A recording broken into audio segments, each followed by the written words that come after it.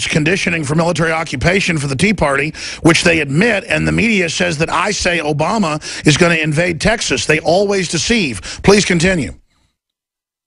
I want to read you a paragraph, Alex. I know that you're going to like it. So it's the generals are talking about it. It's 2 paragraphs long.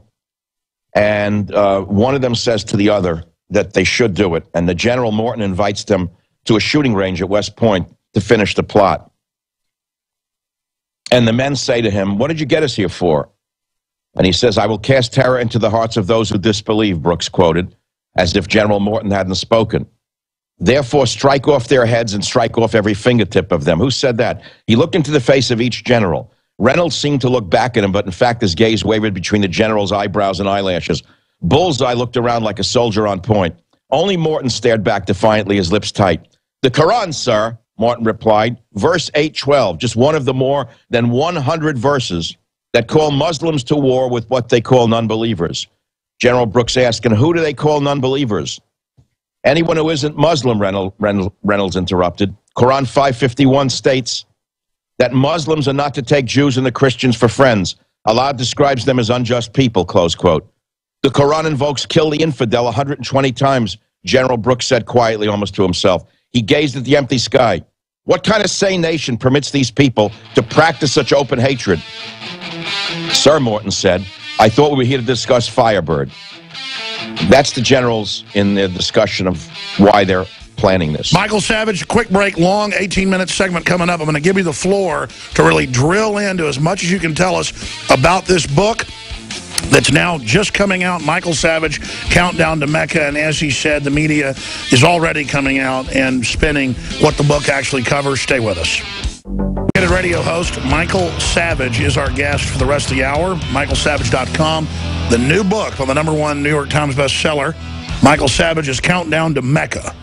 Available in bookstores everywhere, and Amazon.com and MichaelSavage.com, WorldNetDaily.com, you name it. You should support him. You should support independent media that tries to get people thinking. And I'll be honest, if you go back 15 years ago, I saw the PNAC Clash of Civilizations, the neocons saying, we'll start a war with Islam because they've already started a war with us and have this big war and beat them. And I think that's kind of what Savage is getting into in the book. I haven't read it yet, only have 30 or 40 pages. It's excellent, like all his books. But that's basically a more modern example in fiction of what's going on. But at the same time, I'm not what you'd call, to use a liberal term, Islamophobic.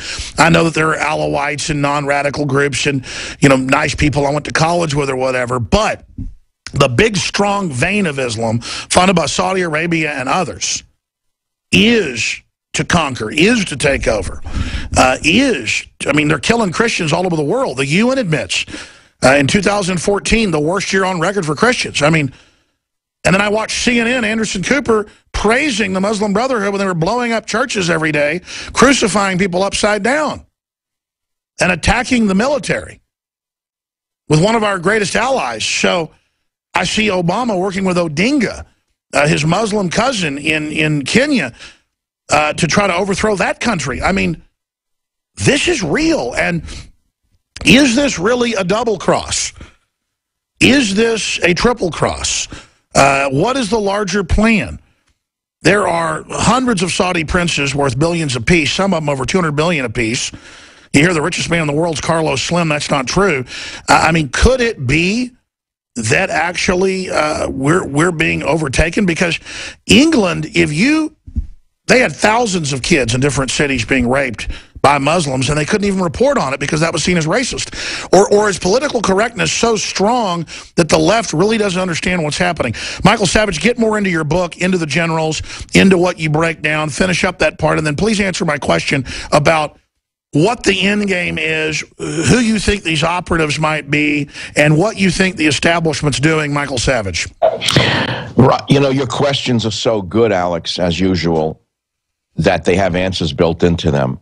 And it would be commentary upon your commentary for me to even answer them. You've said it all by asking the question. But, I mean, to embroider on it is about all I can do. The fact of the matter is, either it's by design or by default that Islam is conquering the world. Make no mistake about it, they are conquering the world. We all know about Londonistan. We all know that the most popular young boy's name in England is Muhammad. Now, what sane nation on earth permits this to? How could a nation with such great dignity and great strength, founded by such powerful, crazed men that conquered most of the world, roll over like a bunch of pansies for this? How did this happen? Well, let's go back. The leader who let this happen said himself, I think it was Tony Blair, said, I made a mistake by promoting multiculturalism. He said that 2 years ago, remember? Oh, he made the mistake. Well, have they reversed it? Have they stopped importing Muslims from Pakistan? Have they stopped giving welfare to families with 12 children? Have they stopped the hate preachers from preaching? No, they banned Michael Savage from entering England. Have they said, oops, we're sorry, we didn't mean to ban you? No, they didn't say we're sorry. They didn't give me reparations for having banned me and denied me the access to England and the great dental care that I have been after all my life, or the great cuisine of England. I mean, after all, I can't get fish and chips in America. You know how great their cuisine is, and I can't get my teeth fixed because I can't go to England. The loss here is I love English society, British English society, England. The people I do love, the people are amazing. There's a certain wonderfulness about English people, at least they used to be when I went over there. I miss that. But the fact of the matter is, I'm not the only one banned from entering England. Some brave Israeli generals are banned from entering England. So I'm in very good company, and it's their loss. But the question is not about Michael, not about England. The question is what's coming here. That's all we care about. There's a huge difference between England being taken over and America. And it's both good and bad news. We're all armed to the teeth here. England has no weapons. They were disarmed by their liberals a long time ago, right? So this is the only thing that keeps the psychos, the sorority in the White House in check, is fear of the masses with weapons. But don't worry, they're working on that plan. They got the gangs in the streets of Baltimore, Ferguson, New York, and Philadelphia all riled up. They can always deputize them and give them weapons, or tell them to just bring out their AK-47s, since they already have them somewhere in their mother's closet. So that's not good news. You're asking me what the solution is, Alex? If I knew the solution, it would have happened already. We had an election last November. That was the solution. Elections used to be the place to go. I remember I used to say this on radio 15 years ago. You go to the ballot box or else they're going to go to the bullet box. So we had a way to redress our grievances. We voted. We said, get rid of this bum in the White House. Get rid of the sorority of leftist fanatics. Get rid of the corruption. It stinks to high heaven. He's the most abusive president in American history, not in terms only of his politics, but the abuse of the finances of this administration.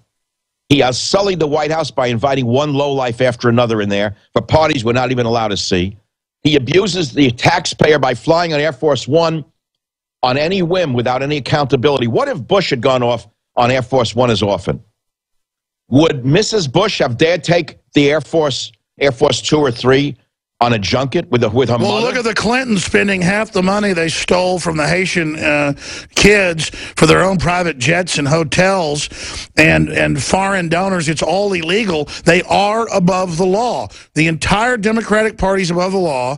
And then John Boehner won't repeal Obamacare. The Supreme Court's about to rule that marriage isn't sanctified. This is a crazy war. And what do all the so-called liberals think they're going to do when they finally crapped in the nest and ruin the country? I mean, these people have a death wish. Okay, we can agree on that, but that doesn't stop the problem. It doesn't. We had an election last November. The election was supposed to change the course of this society. We said no to the communists running America. We said no to the socialists, the globalists, the Islamists. I call them the Democrat Socialist Islamist Party. That's what the DSI is. That's what the Democrat Party is today. Democrat Socialist Islamist Party. I've been saying it for 3 years. And America went to the polls and voted. The next day, the con man, the charlatan in the White House got up and basically said, drop dead. I don't care what you voted on. You ain't seen nothing yet. By the time of the next election, I'll make certain that there's so many immigrants in this country and that the gangs are riled up in the gutters that the white man will no longer have the majority in this country. Then I'll show you what this country really wants. Classic socialism with an elite in control of 20,000 nuclear weapons and space stations. I mean, it's just totally insane. Listen, if we brought the immigrants in and actually taught them Americana, Renaissance, crazed freedom, it wouldn't be an issue. But literally, I grew up in Dallas, you know, in the 70s and 80s. I've never seen such racial tension, even in the sweet little town Austin. And I'm not whining about it. 3 times the last 2 months. At night, coming out of restaurants, or once down at Barton Springs this Saturday at like 8 at night, I've had black people come up and just threaten me, and then they go threaten the next group of people and bare their teeth at me because I'm white. And I'm like, my God, what country did I just wake up in? How did this happen? I have no bad will against black people. I mean, it's mind control. Alex, come on, how did it happen? Obama's been working on this from the day he started, him and Holder. Every speech they've given has fanned the flames of racial enmity. I have followed their speeches at colleges and high schools. It's constantly hearkening back to the civil rights movement and how black people used to be in the back of the bus and how your ancestors suffered. We were getting along. We were moving together in this society. There was a relative harmony in this country. And then this administration came along, and we feared what would happen is happening. Alex, you know it's going to get much worse. You know they're ramping it up for the 2016 election. We all see that. You don't have to be an Einstein to see what this man is doing. You know, give him one credit. He's diabolically a genius. He really is diabolical. And you know, I always say it's an elite running things, but as you know, there's different power structures. This really is a cancerous power structure that actually believes their communist ideology. It's just crazy. Well, you know, a story just came out over the weekend about Fidel Castro's former bodyguard, who said that he gave up on Fidel when he found that he was basically a cocaine dealer. The revolutionary who fought alongside Fidel Castro said that he had to abandon Castro because he found that he was nothing but a drug dealer, using Cuba as a transit point, right, in order to fund the revolution. So what does it have to do with here? I don't know. What does it have to do with here? Why are we opening up? Why are we opening up channels with Cuba all of a sudden? Where'd that come from? Who is really running America and why? But we know it didn't start with Obama. Come on, let's be real, Alex. In the last 3 months of George Bush's reign, I was not invited to the White House. Sean Hannity was, Rush Limbaugh was, and the other members of the Rush Limbaugh cartel. Remember now, on the other side, Alex, there's a cartel as well, and you're a target of theirs, as am I. Am I correct? I know. Oh, they're constantly engaged in dirty tricks. Fox News, Rush Limbaugh, Hannity, they're all represented by Hannity and him and other lesser talkers who no one ever heard of, are represented by Limbaugh's brother. And that's the Rush cartel. They're the establishment Republicans who pretend they're not. They've been carrying water for the Republican Party for as long as I can remember. When Bush was president, they were invited to the White House. Remember that, Alex? Were you invited? I wasn't. No. They were given a tour. I wasn't invited, but Hannity went there. Old Hannity went there. They all went in there. Well, they had private meetings with Bush. But that's the thing. Where does the establishment Blue Blood Country Club group think they're going to be in their luxury golf courses when they bring in a violent revolution? How stupid are they? What is their problem? I don't think they think that far ahead. I think they live for today. They live for the comfort of today, the convenience of today. They believe there's a buffer between them and the masses, and that whatever hits the fan isn't going to hit them. They actually think they're insulated. Sounds like Marie Antoinette. Well, yeah, as I said, the guillotines are already being released, you know, and they're getting them ready. And I say that as I don't mean immediately. Well, Matt Drudge, as you know, tweeted that America may fall soon. Now James Dobson is saying that. I mean, the really smart people can see what's going on. You don't have to be that smart now. I mean, this is really historically obvious. And I got to be honest with you, I'm really concerned about. I mean, I don't know how much time we've got left. What else? And then when we get back into your book, what else do you think they might pull in his year and a half left in office? That's what I was getting at. Remember, toward the end of Bush's regime, it was September of that year, and I called him a fiscal socialist. I've been calling him that for 3-4 months, and I was castigated for it by the Limbaughs and the Hannitys. What do you mean fiscal socialist? They never heard the phrase. Well, that's what Bush was doing. Expanding, you know, spending. He went crazy. And I said, you've seen nothing yet. Watch what Bush does in the last 3 months of his regime. And what did he do? He busted the economy and gave us Obama. Remember, Obama was the savior who was going to save us from what had happened to the